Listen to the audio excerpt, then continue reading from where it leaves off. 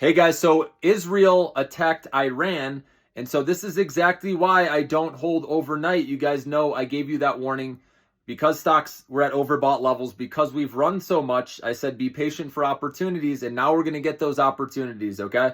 Like Upstart, for example, is at 51 right now. I did buy a little bit of this earlier, as you guys know, as well as other stocks that did well, okay? But that's why I get out before the end of the day if my stop loss doesn't hit. Now, in this case, my stop loss did hit, because I put that at like $55.69.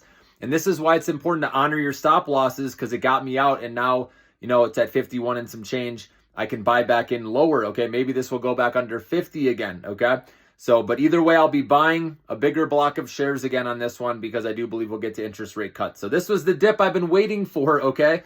We rallied nicely after, Bessent said that he was, with the Treasury, they're going to be buying back their own debt, buying bonds. So that's what started Upstart on that rally. Plus, at some point there's going to be an interest rate cut. Right now there's two priced in for later this year, okay?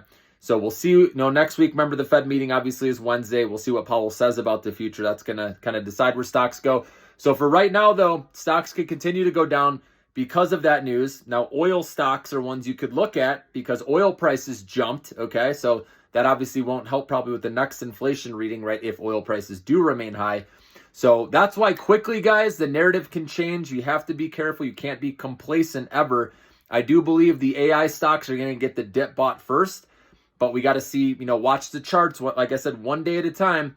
And I don't think people are going to be rushing in to buy anything tomorrow, Friday, okay? I think there'll be a little more selling, more profit taking, and maybe it carries over into next week to start. Just depends what happens over the weekend, okay? But remember, we need healthy consolidation to set up for the next move, because we had a V-shaped recovery since April, guys. And so we need that pullback. And if this is what gives it to us, that's fine. Obviously, it's, not great, obviously, with the war going on, okay? That's why I put out that video on Lockheed Martin. That would be my play if you're looking for defensive stocks, okay? Some people have asked about Palantir, but I can't recommend that one when it's at 135, or now it's lower, obviously, in aftermarket. That one, got to wait for it to come way back down for me personally, because a lot of us bought way lower. I bought average in around 17. People got in this even below $10 a share. So I'm not recommending that one. So Lockheed Martin, though, is one I think is defensive, has a dividend, and it's well off its highs still. You could play that one. Okay, and plus with the Golden Dome, we talked about that. If that gets built, they're going to benefit as well.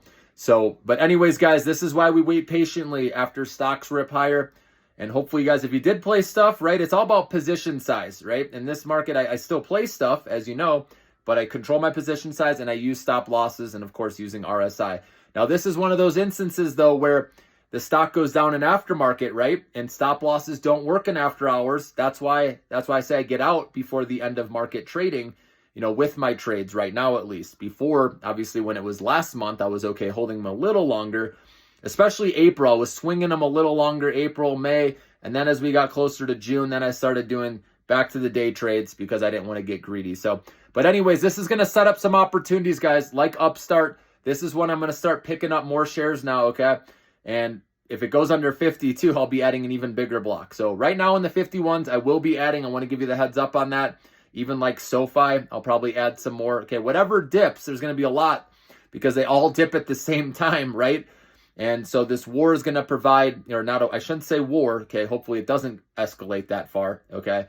But I think this will end up being a dip buying opportunity. So this is where, if you're a long-term investor, you get excited for these moments. Obviously, if you're short-term trading and you just bought, then it stinks, right? Now you're debating, okay, do I hold, do I sell? I don't mess around. I would just get out of the way personally if you're going to worry about it, because like I said, this could carry over into Friday, possibly in the beginning of the week.